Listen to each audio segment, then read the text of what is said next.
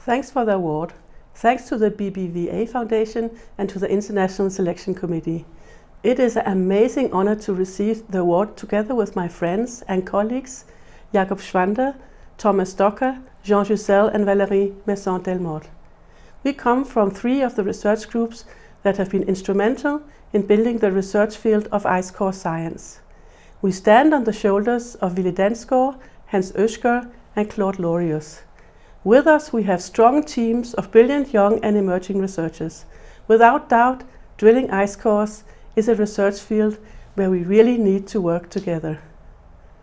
Understanding and extracting the wealth of climate information from 3-kilometer long and crystal clear majestic ice cores drilled from the surface of the bedrock, surface to bedrock of the large ice sheets in Greenland and Antarctica has been an innovative and challenging journey. The ice is purer than distilled water, but everything that has been added is very well preserved in the frozen ice. Throughout the last 60 years, the research field has developed. Water isotopes reveal temperature changes during cold glacial periods and warm interglacials.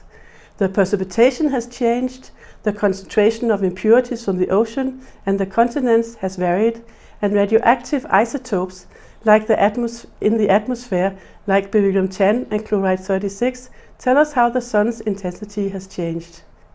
It is truly fascinating to look into the ice cores and see millions of small air bubbles.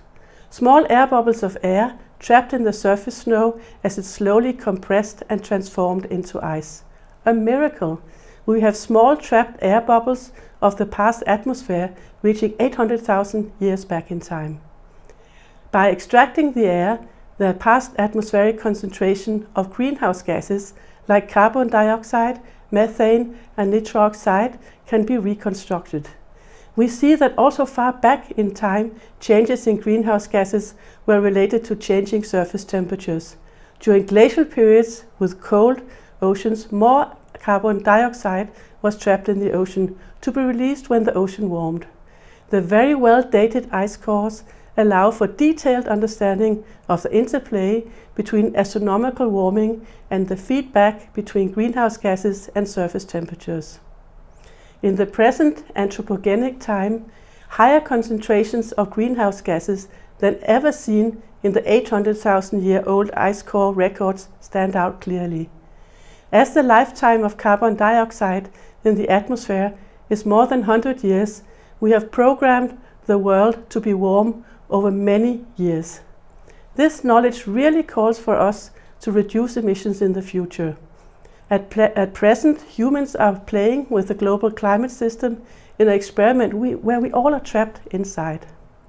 But back to research and innovation. Novel gas measurements are still surfacing.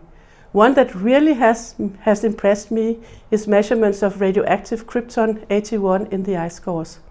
Krypton-81 is so rare that laser-based atomic traps are used to detect single atoms. The measurements are used to date million-year-old ice. These very advanced measurements are a good example of how interdisciplinary our research is, using attosecond lasers, accelerators, high-level chemistry, and always followed by mathematical and physical models on all scales, including AI technology. My last words are on fieldwork. The expeditions to Greenland and Antarctica with months spent together in small camps drilling ice cores.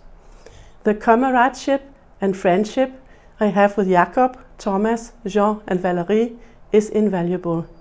It is thus a great pleasure that these years we are starting a new ice core, drilling an ice core in Antarctica called the Beyond Epica Oldest Ice Core, hoping to get ice that's more than 1 million years old. Let's cross our fingers for success also here. Thanks again to the BBVA Foundation and the Selection Committee, and thanks to all colleagues and friends around the world, including University of Manitoba and University of Copenhagen.